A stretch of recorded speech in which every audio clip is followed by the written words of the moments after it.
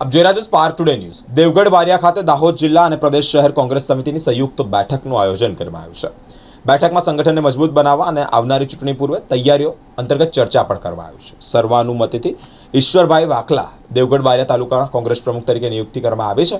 રાજેશભાઈ રાવલ દેવગઢ બારિયા શહેર કોંગ્રેસ પ્રમુખ તરીકે નિયુક્તિ થઈ છે। લુણાવાડાના ધારાસભ્ય તથા દાહોદ જિલ્લા કોંગ્રેસ પ્રમુખ હર્ષદભાઈ નામની વિશેષ હાજરી છે।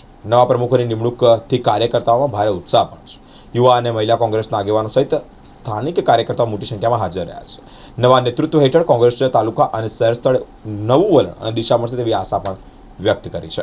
આજે દાહોદ જિલ્લા કોંગ્રેસ સમિતિ વતી અને પ્રદેશ કોંગ્રેસ સમિતિ વતી અમારા પ્રભારી શ્રી જે ગુજરાત પ્રદેશથી મૂકવામાં આવ્યા છે એવા અમારા બે પ્રદેશ સમિતિના પ્રભારી શ્રી પણ અહીંયા આવેલા છે અને સંગઠન સર્જન અભિયાન કાર્યક્રમ અંતર્ગત દેવગઢ બારિયા તાલુકા કોંગ્રેસ સમિતિ અને શહેર કોંગ્રેસ સમિતિ અંતર્ગત તમામ કાર્યકરોને ભેગા કરી એમને વ્યૂ લેવામાં આવ્યો અને સર્વસંમતિથી અમારા ઈશ્વરભાઈ વાખલાને તાલુકા પ્રમુખ તરીકે અને શહેર પ્રમુખ તરીકે અમારા રાજેશભાઈ રાવળને સર્વસંમતિથી નિમણૂક કરવામાં આવી છે। અને 2 તારીખથી માંડી 10 તારીખ સુધી અમારે સંગઠન પર્વ ઉજવવામાં આવી રહ્યો છે અને 10 તારીખ પછી અમારા સંગઠનનું નવું માળખું બનવામાં આવે છે અને આવનાર દિવસોમાં તાલુકા પંચાયત અને જિલ્લા પંચાયતોને ધ્યાનમાં રાખી આ નવું માળખું બહુ જોરદાર કામ કરવાનું છે। અને દેવગઢ બારિયાની અંદર જે ભ્રષ્ટાચાર મનરેગામાં થયેલો છે એ સિવાય પણ 2 નવા ભ્રષ્ટાચાર બહાર આવ્યા છે અમારા પ્રદેશ કોંગ્રેસ સમિતિ તરફથી।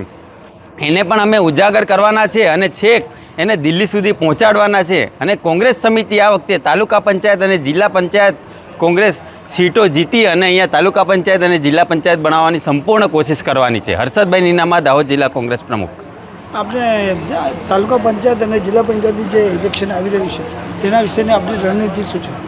આવનાર દિવસોની અંદર અમારે 2/8/2025થી 10/8/2025 સુધી સંગઠનના નવા તાલુકા પ્રમુખ અને શહેર પ્રમુખોની નિમણૂક આખા ગુજરાતમાં થઈ જવાની છે। એ પછી આ 4 મહિનાની અંદર અમે નવો રોડ મેપ તૈયાર કરેલ છે। ગામડે ગામડે અમે જવાના છીએ અને ભ્રષ્ટાચાર ઉજાગર કરવાના છે। ક્યાં ક્યાં કામો થયેલા છે, ક્યાં ક્યાં નથી થયેલા છે, એક કામો 10-10 જગ્યાએ બતાવેલા છે, 10-10 યોજનાઓમાં બતાવેલા છે। એટલે જ્યાં સુધી અમે તાલુકા પંચાયત અને જિલ્લા પંચાયત બનાવીએ નહીં ત્યાં સુધી અમે જપવાના નથી।